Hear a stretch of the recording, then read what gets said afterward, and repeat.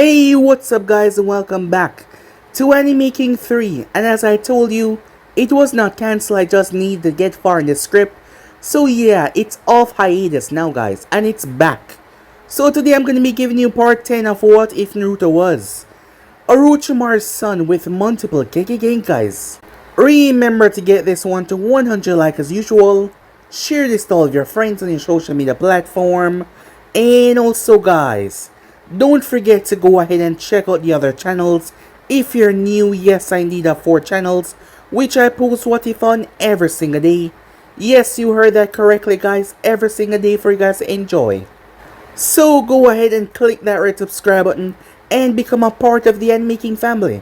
And thank you for all of your help and support. Don't forget to comment down below and tell me if you're new. I'll be replying talking back to all of you. So yeah, without further ado, what do you say we jump right into this? Begin now guys.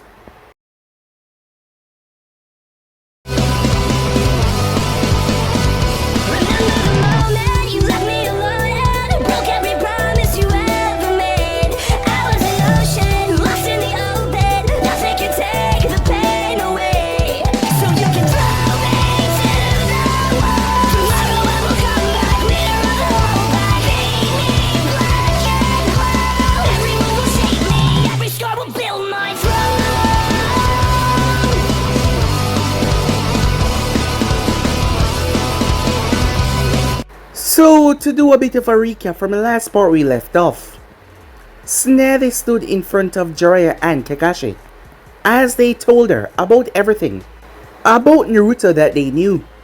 The Forbidden Scroll of Sealing was stolen during the attack on Konoha, and they truly believed that Naruto was the one behind it. As they realized that they were tricked, the child had pretended like he was on their side. Yes, he did help them stop Orochimaru from invading by giving them the information that they need to end Orochimaru invasion sooner than later. But still, he was not on their side, and they had no idea what he was up to or what he was doing. And now the scroll was gone. The one-tailed Jinchuriki was dead, and Konoha was not behind that. Given that the fact the Sand had pledged their allegiance to Konoha to show that they would not go through the invasion, seeing that they were being tricked by Orochimaru. So for Gaara to be dead on Konoha grounds, it was a sketchy look. But Tsunade knew that Konoha was not behind it, but the Sand did not know that. We then had a time skip, as Sasuke Uchiha finally realized that he was pathetic, as his recent encounter with Itachi left him beaten and broken. Sasuke was upset with himself, having no idea what to do. He was not strong enough, and as Itachi said, he would never be strong enough. That was when Naruto walked inside of his house, surprising the Uchiha. They got into a hassle, and Sasuke got the daylight beaten out of him. However, Naruto healed him afterwards, as he told him that he too could have access to this power, as long as he come with him. Sasuke thought it over, and for his revenge, he would do whatever it takes. Naruto was able to perform a sealing that sent Sasuke right towards the Land of Sound. Arriving there, Fu was the one to greet him. As you remember her, she had kicked the living daylight out of him during the Chunin exams. As she apologized for that, after all, she were under orders. It was then that Sasuke realized how high up the food chain Naruto really was. As for Konoha, the food jutsu that Naruto used, it sent out a pulse. Anvus were upon Naruto as he started to run throughout the village, leaping from rooftop to rooftop, as he came face to face with none other than Tsunade Senju herself. As Naruto told her that he killed his father, Orochimaru, Tsunade was shocked to hear that. He also told her why he was here, and that they could not stop him. Tsunade attacked him, but she watched as Naruto created a gigantic tree right in the village. Her fist demolished it though, but by that happened, Naruto was gone. The Anvus chased after him as Naruto activates another bloodline that he did not show, as he merged wind and lightning together, creating a swift release bloodline. His speed was unmatched as he raced out to the forest, but even then, the entire population of Konoha was upon him. That is when Naruto did something that allowed him to escape. When he arrived back at the sound, Fu saw that he was tired, as Naruto had still not explained to her how exactly he was able to survive a direct stab to the heart, and many more things so far. But he promised that he would, as soon as they get to the land of Uzu. The moment he got there, he would explain everything to her. He promised, as he went to sleep that night, exhausted. Waking up the next morning, Naruto spoke to the Uchiha, as Naruto left Sasuke behind with something to train with. It was a creation of his father that he had tweaked. Sasuke was left to face a monstrosity. It did not have a face, as he did not seem to be human. Naruto told him that if he could not kill that, he did not have any hopes of defeating Itachi. This was his first test. Sasuke was getting battered and beaten, but the bloodlust, the rage, the intent to go forward pushed him to awaken. The three totems as he fought the beast in front of him, with the intention of taking it down. While that was going on, Gurin and Teiwaya was handling paperwork, a job that neither of them want, but even they could see that the village was being turned around. Despite him with all of his craziness, he was actually doing good for the village. And he told him by when he returned, he want all the Sound Ninjas gathered. All of them. They weren't sure what he was up to, but it seems big changes were coming to Land of Sound. Big changes. As for Naruto and Fu, they finally arrived towards Uzu. Naruto had Uzumaki DNA inside of him. That was the reason why he was able to enter this place, otherwise the seals would have killed him. Upon coming here a few years ago, Naruto was able to find something that changed his life. The reason why he did not die when he was stabbed through the chest, where his heart was and was supposed to be destroyed, was because he turned himself into a tail beast. Yes, it was a process that was thought about by a Uzumaki a long time ago, but it was suspended by the elders because they found it to be too inhumane. Even a Uzumaki body could not handle it. However, Naruto was special, and he was able to tweak it to his liking. He was able to turn himself into a tail beast. He took off his shirt and showed Fu. There was a slit in his chest. As he released it, there was a gigantic mouth that opened up. Whatever he devoured with his mouth, it was assimilated into him, and he devoured Orochimaru and Kabuto, and a few others at the sound that did not like what he wanted. They did not like the change, so he devoured them. Their power, their chakra, their mind, everything was a part of him, making him stronger. That is why he needed Tail Beast's chakra. His full assimilation into Tail Beast had not been yet completed. He needed chakra from all the Tail Beasts and to devour just a piece of each of their chakra to become the greatest beast to ever walk this earth. Fu was astonished of all the things that she expected. This was not one of them. Naruto told her that he also had big changes for her as well. The both of them would have to be far stronger to do what he was planning to do in the future after all. So with that, Naruto began the process. So yeah guys, basically let's play it off. You guys can switch across the play check of yourself. Don't forget to go ahead and check out the other what ifs over the other channels. And yeah, I hope you guys enjoy each and every one of them. So without further ado, let's begin this. Now guys, we begin this new episode at the Nexo village. The Nexo village has a proud standing tradition that has passed down through generations now. When the females at the village reach a certain age, they traverse into the world and find someone strong to fight. If that person is able to beat them, they bring them back so they can get married with them, and they hope to spawn a powerful kunoichi. It has been thus for generations now. Thus the village has many powerful kunoichis at its disposal. It is a woman-led village. At the moment though, the current leader of the village, her name is Shizuka. A bit about her. She had fell for a guy known as Sajiri. However, he was a simple merchant, so she could not be with him because of their laws, and he ended up dying. Since then, she had closed her heart off, believing that she would never find someone that she truly want to be with. All she did was train. Train and train and train to get stronger. So she could defend her village. She had completely closed her heart off. However, at the moment, Shizuka was currently having a dilemma.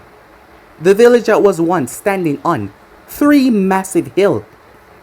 As the village was shaped like a fortress, it was currently being attacked, but this was no normal attack. Smoke could be seen all over the village. Chaos was ensuing all over. She heard the screams and the death of many of her kunoichis. Shizuka clenched her fists. However, her body was riddled with pain. She was holding on to her stomach that was bleeding badly, as she had suffered a bad wound from the enemy that had tread on their grounds. She thought they would have been prepared. A few months ago, rumors started to pop up everywhere that there was a group going around conquering smaller villages. When she heard about this, she made sure that every single sector of her village was secured. With the help of her fellow kunoichis, she was going to make sure that all of them was safe. However, even as they tried, they failed. This group had walked into their village, led by a man. She did not even know if he would be described as a man. Monster more like. His strength, his power was unreal. His subordinates, all dressed in black, none of their face were shown. When they got stabbed, when they got cut, they did not let it faze them. Her kunoichis that drive stakes right through them, their stomach and their chest, but yet they wouldn't stop. It was like they were immortal. They won't die. No matter what they did.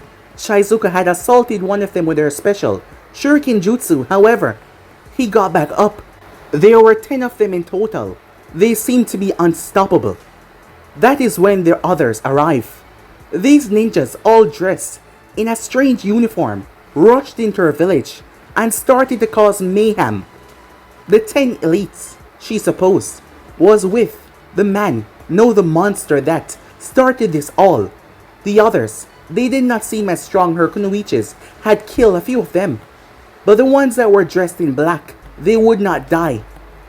Shizuka pulled herself up in pain as she looked towards her fingers that were coated in blood. Shizuka-sama, she heard. She looked forward with widened eyes as she saw her faithful assistant, her guide, her teacher, her mentor, Tokiwa. Tokiwa had been by her side since she was younger. Tokiwa was now kneeling, but it was not just her. Countless of her kunoichis were kneeling on the ground. Some of them unconscious, some of them bruised, battered. Shizuka had just came to. She was knocked out after being thrown right through one of her own buildings. It was that monster that had thrown her. With such force, her body had brought down the entire building. He had stabbed her first with something that she did not even see, and now she was bleeding out. As her eyes adjust, she saw Tokiwa. She got up with a wince. Looking forward, she saw her village smoking all over. She grit her teeth in rage as she saw those disgusting animals down there, all smiling at her. The ones that were all dressed in black were now gone. The only ones that remained were the common ninjas, it seems, that he used as backup to take down her kunoichis after they were weakened. She clenched her fist as she stepped forward, ready to fight for her people. However, a voice then spoke. "I wouldn't do that if I were you." She paused. That sensation. It was the same feeling she felt when she got stabbed. It was him. The monster. She slowly turned to face him. He was taller than her. As she glanced up to meet his eyes, her eyes were filled with rage and anger. "My oh my, if looks could kill, I would certainly be dead right now," he said. "Is this a joke to you?" she said. His voice was filled with amusement.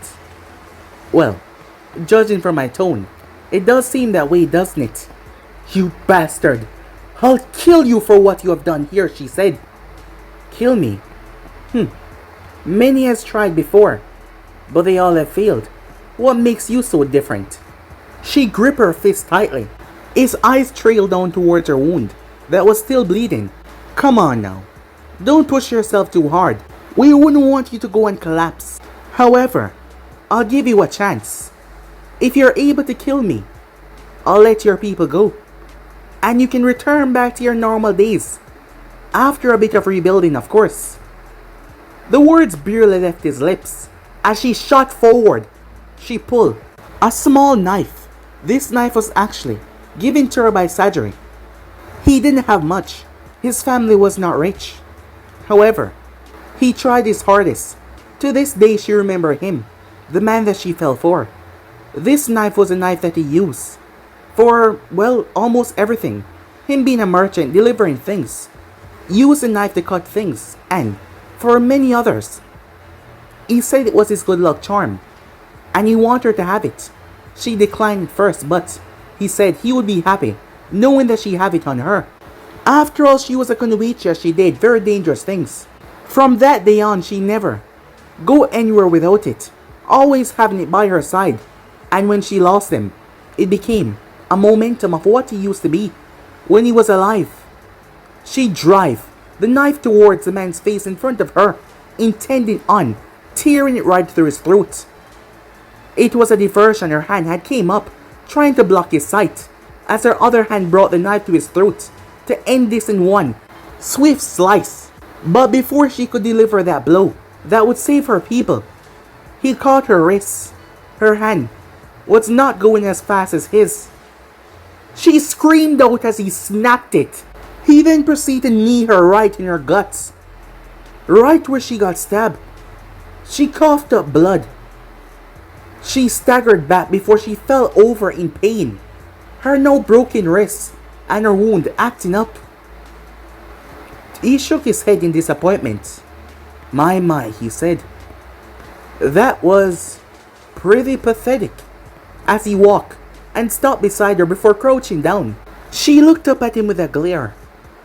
What do you want? She said. Oh, that's easy. Your bodies. Her eyes widened as she realized what he was implying. Oh, no. Not like that, he said. I might be pure evil, and some may call me a psychopath, a deranged killer, a flat-out murderer, but even I have to draw the line somewhere. I know, it's hard to have those boundaries when you're someone like me, you know, he said, a smirk on his face the entire time. But what can I say? Someone stole my heart a long time ago, so there's no need for me to do anything like that. Besides, what I truly meant to say was, your chakra. It's you, she said. You're the ones attacking the villages. Oh, I thought you would have figured that out already, seeing that I walk in here and attack your village. You're wondering, just like the others, what did I do to them, huh? After all, after the attacks, it is said that no one knows what happened to the village. No one is able to enter after all.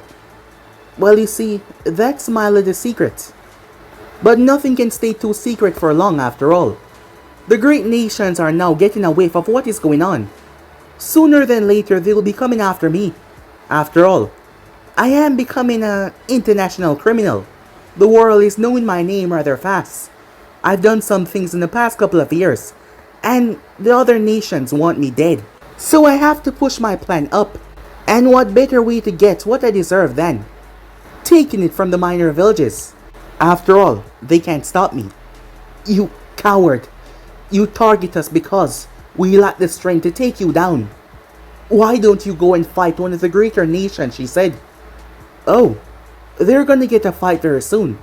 And you think of me as a coward.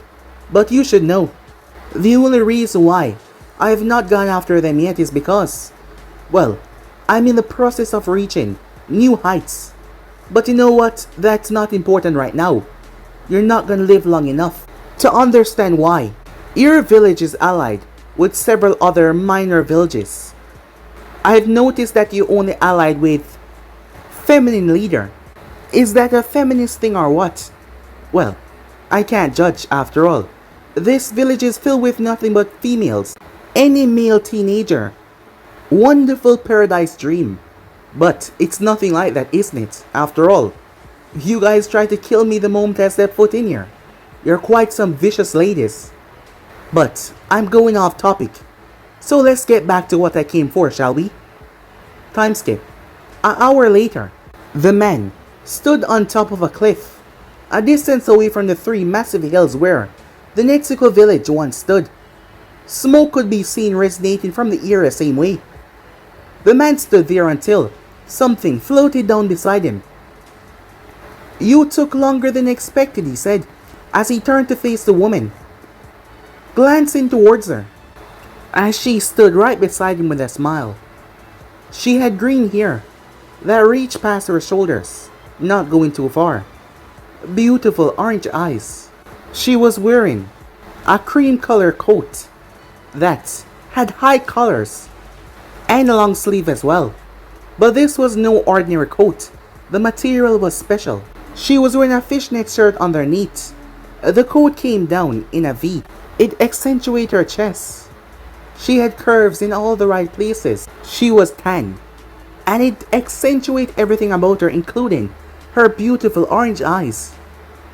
She was wearing a white skirt with black shorts underneath. She was wearing high-thigh cream boots. Her outfit was fit for fighting, and also, in the man that stood their eyes, incredibly appealing. She stood at 5'8". He stood at an impressive 6'2", so he towered over her a bit. He had red hair that was slicked back. It stopped at his shoulders, not going past that.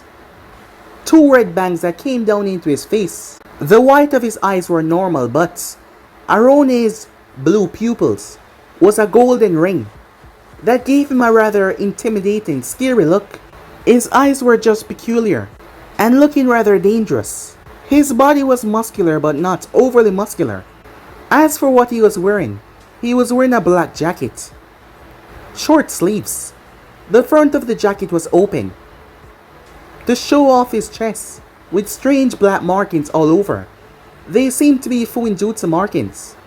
However, there was a slit in his chest, almost like his chest could open up. However, it was closed at the moment. He was wearing dark pants with boots that came up to his ankle. There was a chain on the side of his pants that went to the back of his pants.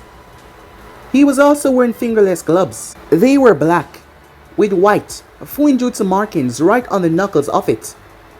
This man was none other than Naruto himself, and the girl standing there was Fu. It has been 3 years. 3 years since Naruto took her to Uzu and told her what he did to himself, what he turned himself into. Since then, Fu had not looked back. The both of them had grown together in terms of power and all sort of other things. Right now, the both of them were looking onto the scene in front of them. He looked towards her. She smiled at him. "I'm ready," she said. Upon her saying that, he brought his hand together. "Now let's watch the show," he said. One single hand sign later and the three mountains exploded. A violent explosion that rocked and eradicated the entire village where it once stood. A massive smoke cloud that went straight up into the sky. It was a beautiful sight. She put her arms around his and leaned her head on his shoulder. The two psychopaths watching as they blew the village to pieces. It was a truly wonderful sight, they thought, as they watched the explosion tearing down the mountains. Smiles on both of their faces. Yes, the world has a power couple. Two psychopaths that had an idea that would throw everything into chaos. And they were coming. Meanwhile, at Konoha, Tsunade Senju sat behind her desk. She had taken up the mantle as fifth Hokage some time ago. It has been 3 years now. She has been working hard for the past 3 years to get Konoha back into snuff, to make sure that they were protected and prepared for the threat that was coming from both sides. On that day, where she found out that Sasuke Uchiha had been taken from this village by Orochimaru's son. His name is all over Naruto. They had been putting out search, trying to find him, but they could not. 2 years went by and he was quiet. There was nothing from him. Another 5 months went by and he was quiet. But after that 5 months, rumors started to pop up about smaller villages being emptied, that there was no one left behind. There was investigations done on them, but because none of the great nations were involved, That is where it ceased. No information was followed up with those. Those villages that were taken were not allied with the five great nations.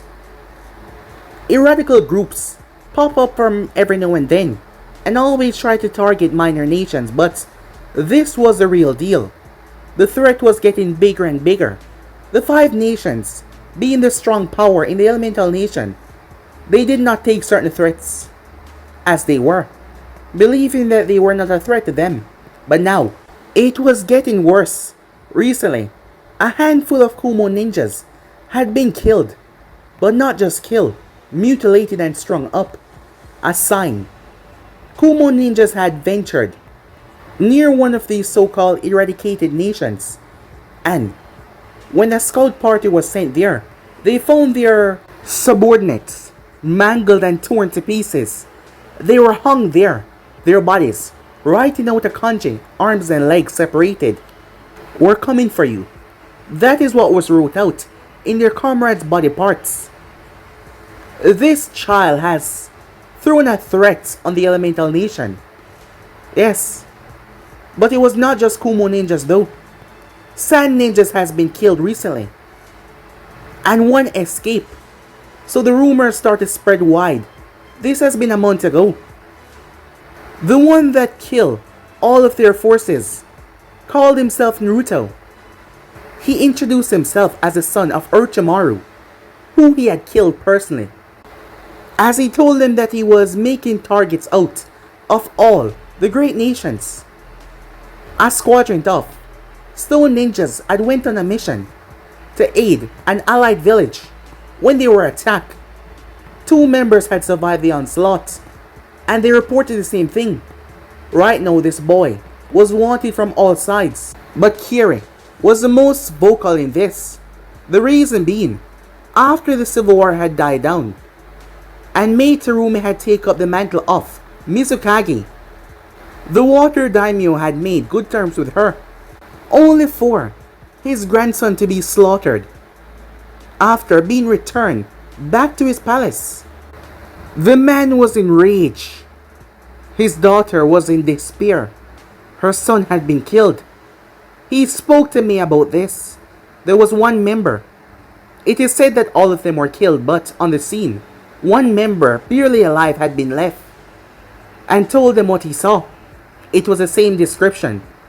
Therefore, Naruto has been placed in a bingo book. He was the most wanted in the elemental nation right now. The most wanted in fear. No one had any idea why he was doing this. Attacking random ninjas, causing the five great nations to put a bounty on him. But the last time Tsunade spoke to him on that is when he summoned the damn tree. She could clearly see that he was a psychopath. He seemed to not understand what he was doing and what he was causing. The five great nations were angry right now. She herself was angry because he had stepped in the village, kidnapped Sasuke Uchiha, and blatantly told her that there was nothing that she can do about it, and spawned a gigantic tree in her village. Like he owned the damn place. She wanted to rip his head off. She had sent Jiraiya out while he was training Mito, as both of them had went on a 3-year training trip. However, Tsunade was in contact with the man, as she wanted him to go to Kumo, so he did, so they could join their efforts together in order to find two threats that were looming. One of them were not so big at first, Naruto. The other one were the Akatsuki, who was trying to gather all tail beasts. So Tsunade had to be worried about threats from two different angles. Speaking about Jiraiya and Mito, they should be back very soon. As that came to mind, another thought came to mind as well. The brother of the current leader of the Sand had died 3 years ago. Gar had died 3 years ago. The tail beast inside him was removed. After the autopsy had been done on his body, it was shown that the removal of the tail beast had been the one to end his life. The thing was, no Konoha ninja possessed a talent in Funjutsu to achieve a feat like that quickly. It would not be so quickly. Somehow, someone was able to remove the tail beast. Tsunade doubted that it was the Akatsuki. As she had spoken to the leader of the Sand, she believed that it was Naruto. Said leader was not pleased in the slightest, even more so wanting the death of Naruto. Right now all the great nations wanted him dead, despite Konoha not being allied with Kekkei or the Hidden Stone. They all shared the same goal, but they were not going to spoke to each other about it. However, with so much ninjas coming after him, you would think that he would be killed by now, but no. So far no one has been able to find him. Given who his father is, she's not surprised. Orochimaru was the same after all when he was alive, but now he was dead, killed by his very own creation. Who would have thought? There was a knock. Come in, she said, as she looked up to see her student, Sakura Haruno. This girl had been put through the ringer herself by none other than her. The girl was very upset when she heard about Sasuke's kidnapping. However, as the time passed, the more she got sad that there was no news about Sasuke or his whereabouts. Tsunade had trained her with all of her might. The girl wanted to be ready, as she wanted to save Sasuke by any means necessary, and Tsunade was proud to call her student. And Mito will be coming soon. There was no doubt about it, the both of them will pull their efforts together in order to find the Uchiha and bring him back.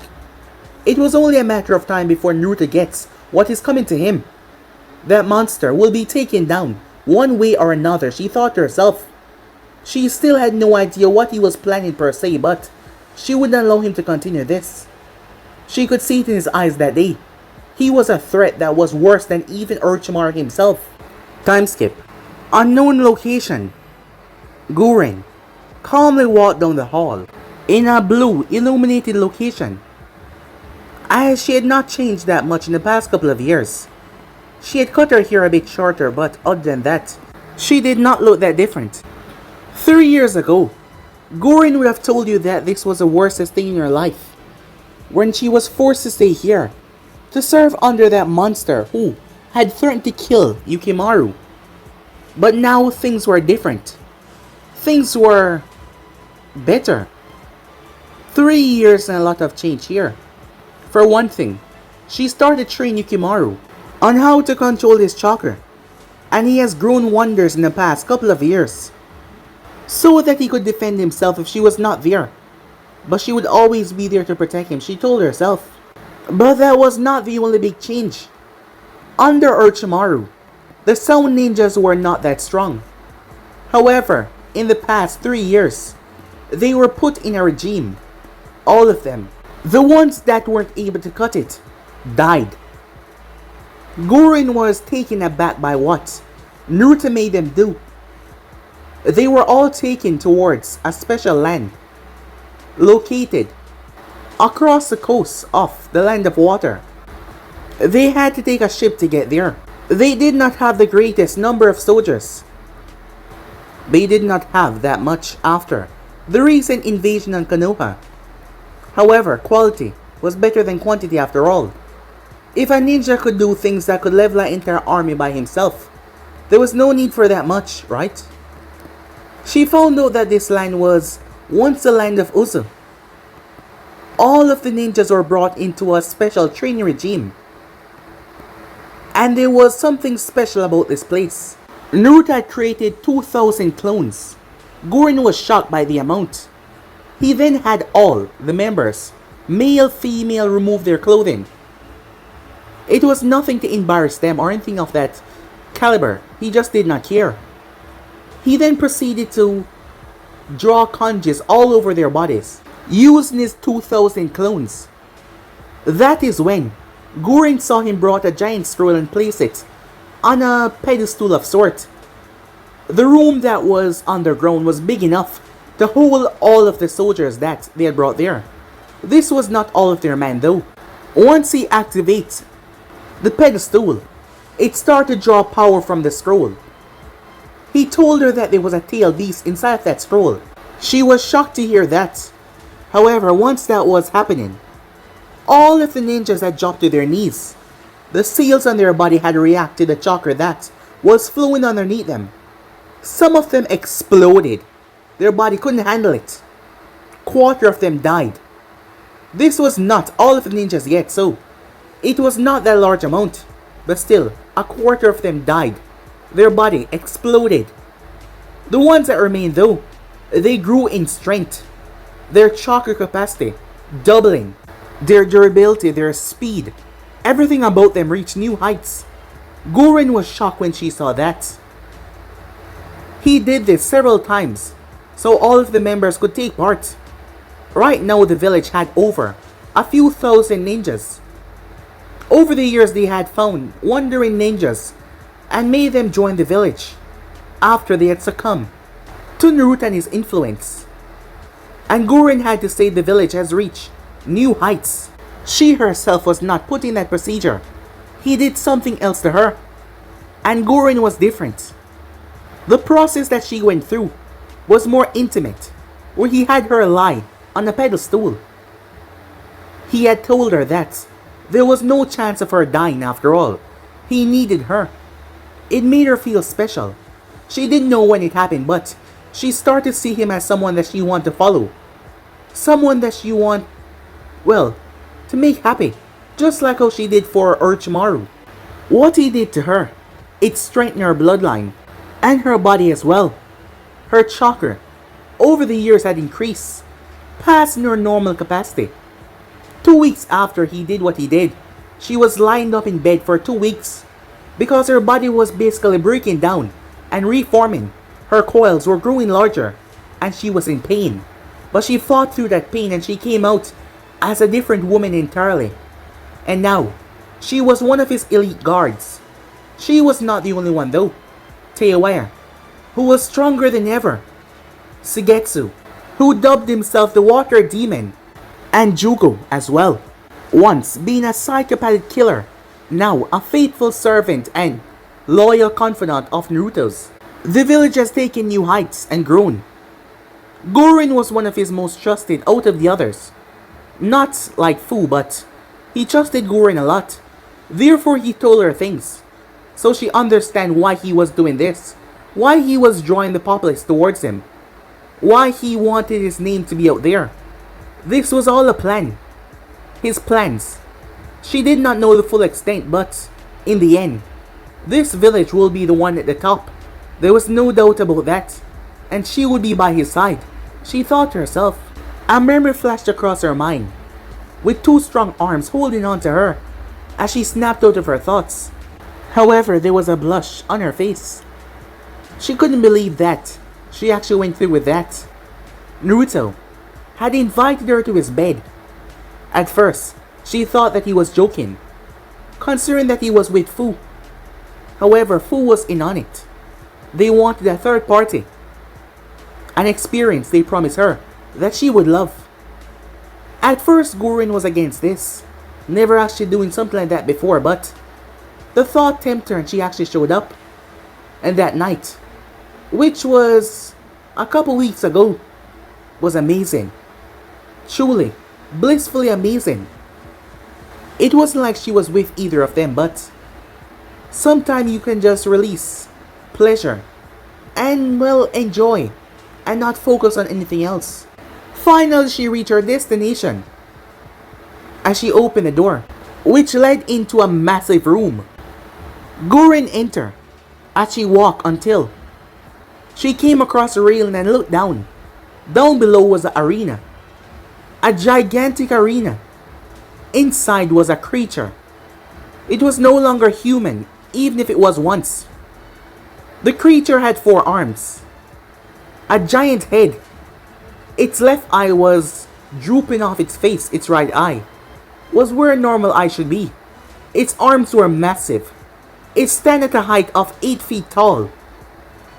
However, there was one man that stood there unfazed by the creature. As it rushed forward, said man moved with a speed that Gurren was not surprised by. When he reappeared, as he clicked his blade at his side, the creature's arms fell to the ground. However, the thing roared and 4 more arms bursted out of the stumps that were there. The man did not seem surprised by that. The creature pounced on him as he moved its fists, destroying the ground. He flipped back As he rushed towards the wall and leaped over the thing, it slammed into the wall, cracking it with force. The man landed as a creature jumped, trying to bite him. Its teeth were mutilated and bent, but incredibly sharp, given the fact that it bit right through the giant stone that was there when the man flicked away. The man landed behind the beast and went through 2 hand signs. His hand became covered in lightning.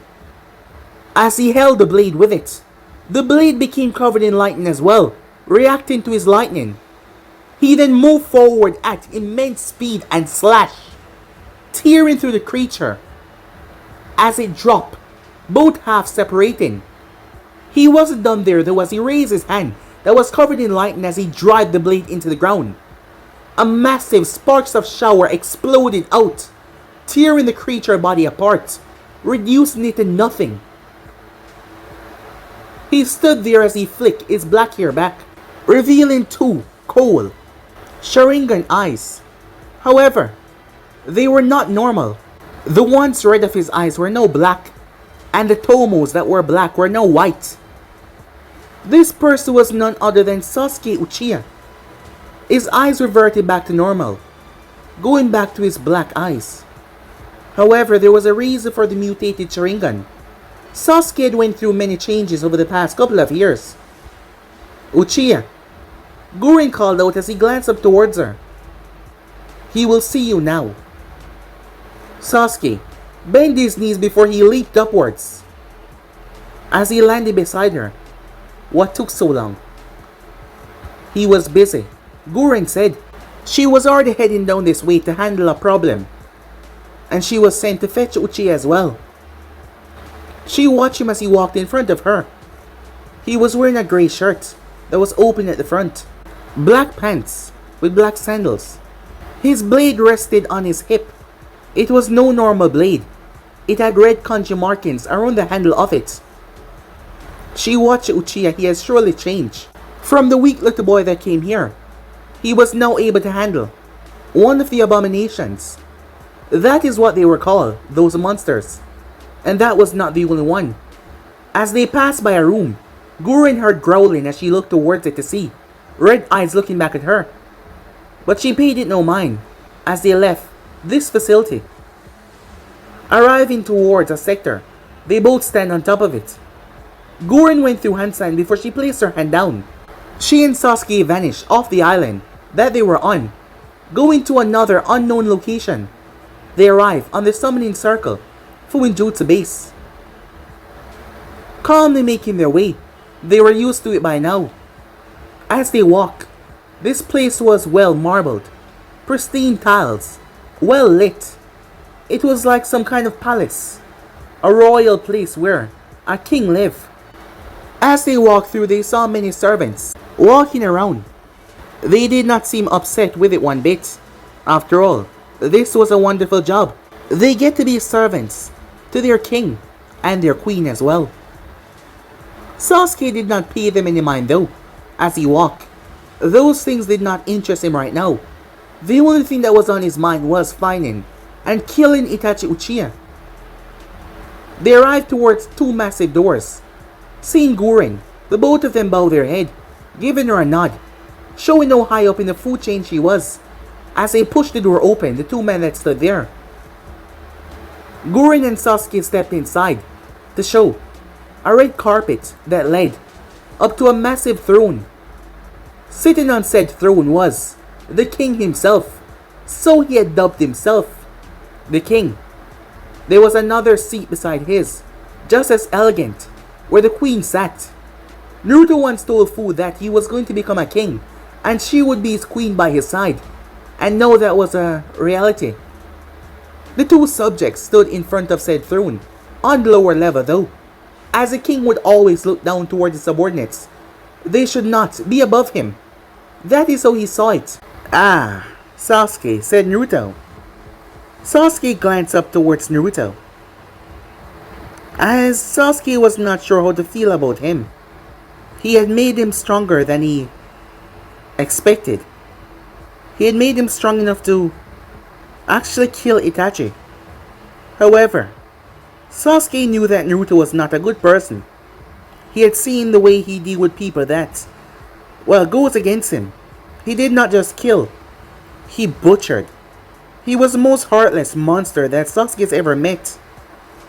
And Sasuke knew that allowing him to live would be an atrocity upon this world, but he did not care. He had no idea what Naruto was truly planning. However, Naruto had done experiments on him.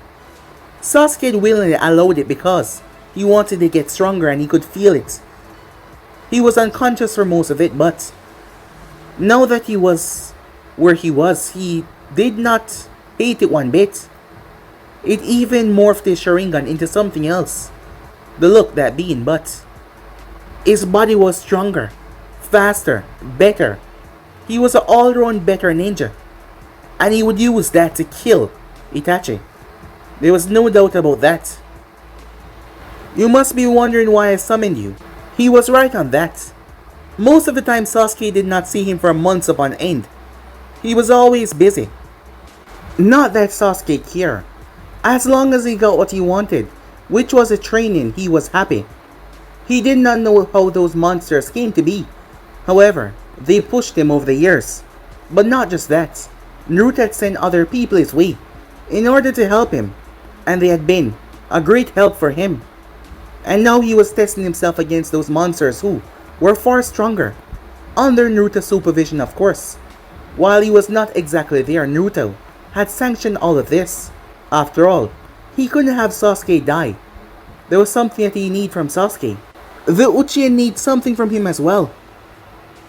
I recently got some information about the Akatsuki. Sasuke raised an eyebrow hearing that. Where is he? Sasuke asks, as Naruto looked towards him with a calm smile. Easy, Sasuke, he said. It's not about Itachi just yet. But the Akatsuki are making their move, so in due time, Itachi will show his face. I just wanted to ask you, yourself, do you think that you're ready to fight him? Sasuke was quiet for a single moment before. Yes, I am, he said. Oh, do you now? Well, I have not given you a single test of mine in the past couple of years. Alterations has been done to your body to make sure that you're stronger to face the threat that is coming. But I'm curious. I want to test you myself. Sasuke was surprised by that. Since that night that he fought Naruto when Naruto came to Konoha, he had not fought him since then. Sasuke knew that he was strong, but he had confidence in his strength, believing that he could handle him right now. And it would be a good show to see where he measure up. When Sasuke said, a small tiny smirk coming on his face, as he was finally getting what he wanted. In a couple days, said Naruto. After all, running an empire is a hefty work. So, I will call you in a couple of days, for me to test you to see how far you have grown. If I deem you ready, I'll let you have a go at Itachi. Sasuke wanted to protest or say something bad about him deeming him ready, but he held his tongue. Sasuke would never admit it, but he was afraid of Naruto. Yes, he wanted to fight him to see how far he has come. But Naruto was not a normal person. Sometimes he might be joking with you, talking with you. Sasuke once saw him laughing and talking with someone so casually, before he split their head open like it was nothing. He said the person had betrayed him. Sasuke did not know the details, but this man was a monster, far worse than him. To Konoha, Naruto had been the one to kidnap him. Naruto had told him to make it seem that way. Sasuke was not sure why Naruto was trying to make an enemy out of Konoha and the other nations. Of course he did hurt things. That is why he knew that. But that did not concern him. As long as he get what he wanted, he was good. Time skip. Sasuke and Guren left. As Guren returned back to her duties, Sasuke heading back to whatever he does. He was not a man of enjoying the people around. After all, he was not that bad looking. There were several girls here that liked him, but Sasuke did not even give them a time of day. He had things to focus on. You're awfully quiet, said Naruto as he glanced over towards Fu. She loved to read, and here she was reading a book. Fu looked towards him. Why do you trouble the poor boy so? She asks. What are you talking about? Said Naruto. You know that he's more than ready now, especially after what you signed off on to be done to him. You know that he's ready to fight his brother. Not to mention, you have eyes everywhere, so why not allow him? I'm curious, said Naruto. I put 3 years into the Uchiha's growth. I want to see what he is capable of. But he will not wane, she said.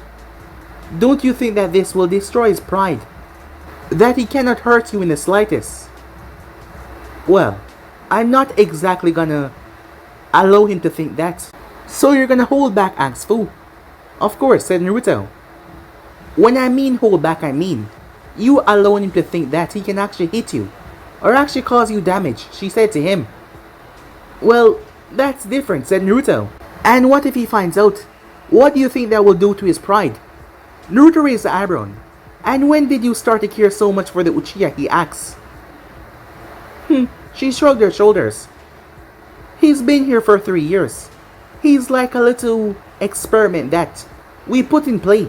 And there will be an outcome when he finally goes up against Itachi. That would be a fun battle to watch. Yes, it will indeed, said Naruto. But Sasuke will play a vital role in the future. His Uchiha blood is needed. Especially those eyes of his, said Naruto, with a smirk on his face. He might not know it now, but he has a special role to play, and he will play his role. What if Itachi does kill him, she asks. Well, that is why we'll be there. And besides, I won't allow that, said Naruto. If Itachi come close to killing him, I'll just kill Itachi. Well, I guess that's suitable, she said, before she snapped her book close. As she looked towards him. Do you see what I'm reading, she asks. As Naruto looked at the cover. Sex position. Yes, she tossed it towards him as he caught it. I figure that we can try something new. Oh really now, said Naruto. She reached over and pressed a button that was on her throne. The door opened up as 3 girls walked in. The clothing that they had on showed off a lot of their curves, as they were all beautiful as well. They were the servants here. We're in need of your assistance, said Fu. Of course, all of them said, as Naruto raised the eyebrow as he was reading the book. Now this is something, he said. She looked towards him curiously. What? Afraid to try it? I fear nothing, said Naruto. Besides, I said it was something. What I meant to say was, it looks fun. As a grin came on his face. Well then, she said as she got off the throne. Let's go have some fun. Fu had finally cracked the code to what love is. And she realized that she was in love with Naruto. And he was with her. She did not like other guys. None at all. In fact, the mere thought of being the other guy kind of repulsed her. However, she did like girls. Not in the way that she liked Naruto, but the feminine body was a sight to behold. That is why all of the servants around here were females. Not to say that they were being forced into doing this. Naruto and Fu were worshipped by these people. They would do anything that they say. So to be asked to share a bed with the king and the queen, well, it would be their utmost pleasure. And this was a real work that they did, as the servants around here, keeping the place maintained. They live comfortably because of that. And not to mention, they get to spend times, if they are lucky, with the queen and the king together. And it was amazing. And this made Naruto the most luckiest man in the entire world. To know that his queen was into girls. She did not love them, but, well, she was into them. And Naruto's bedroom was a fiesta. An amazing one. Yes, life was pretty good. However, soon it would be amazing. With the things that he had planned. The things that he see for this world that they call the Elemental Nation. Yes, the world better strapped itself in tight, because he was coming. And he was coming for them all. Time skip. Finally, she returned back to the village. Mito Uzumaki had returned. A woman. She had left a girl, but now she was a woman. She had grown only more beautiful. She was currently 16. She could not wait to see Bachan and her friends. She was wearing a mesh shirt. Over it though was a red jacket, a red skirt with black shorts underneath, and high-thigh black boots with red trimmings that went around the side. Yes, she liked the color red. She'd also cut her hair, but not too much. It still went down to her shoulders, but not going into her back too far. She liked it at this length. She was all smiles as she looked towards a village that she missed so much. 3 years on the road, she had met new people, seen things that she never seen before. She had gotten stronger, and she was back. She would find Sasuke, there was no doubt about that, and she would hunt down Naruto and make him pay. He was a nuisance ever since she met him, and now he took Sasuke. She knew deep down though that Sasuke was alive, and she would find him and bring him back to the village. There was no doubt about that, she thought. As she rushed inside before climbing up on a post, looking over Konoha. "I am back," she yelled out, a big smile on her face. "Watch out, world. Mito Uzumaki was coming for you all." Time skip. Black Zetsu, a creature that is said to be the will of Madara, owned by a few people, rose out of the earth. He was attached to a white Zetsu. Creatures that were unknown in origin by many, except for a select few. At the moment, he was in a strange place. There was only a few candles lighting the place. There was a man sitting down. He seemed to be going over something in his hands. "Tell me, what have you found?" The man asked, his back turned to Zetsu. "Unfortunately, I found nothing." The man tensed up a bit, like he was frowning. "Nothing," he said, slight anger in his tone. "Yeah, we found nothing at all," White Zetsu spoke up. "It's almost like he doesn't exist on this world, or something." "Be quiet," said Black Zetsu. "But he's right. We've searched and searched. Orochimaru was a great hider, but we weren't actively searching for him. But this man, we can't find him anywhere." After doing some research, they were able to find out that Orochimaru's son was in Konoha, and also the one that took away the One Tails. Now that was a problem because the Akatsuki need the tail beasts. The son was spared from the Akatsuki wrath because they were no longer important. The man that had his back turned to Zetsu heard the things that Orochimaru's son has dealt across the elemental nation to think that his offspring could be so troubling. He released a heavy sigh. It was like they don't exist when they're trying to hide. But how could one hide so well when you're actively searching for them? The world is big, he knew that. But this was just impossible. If we don't find him, my plan would be a big failure. You're searching well, but you're still only one person. What are you gonna do? I'm going to talk to Pain to turn the Akatsuki resources towards finding this man. All of them? Zetsu asks. Of course. We need to do this pronto. Otherwise, we might miss out on our chance. The plan is set, everything is in motion, but this one boy is trying to ruin everything. But I will not allow him to do that. He said as he picked up his mask and placed it on.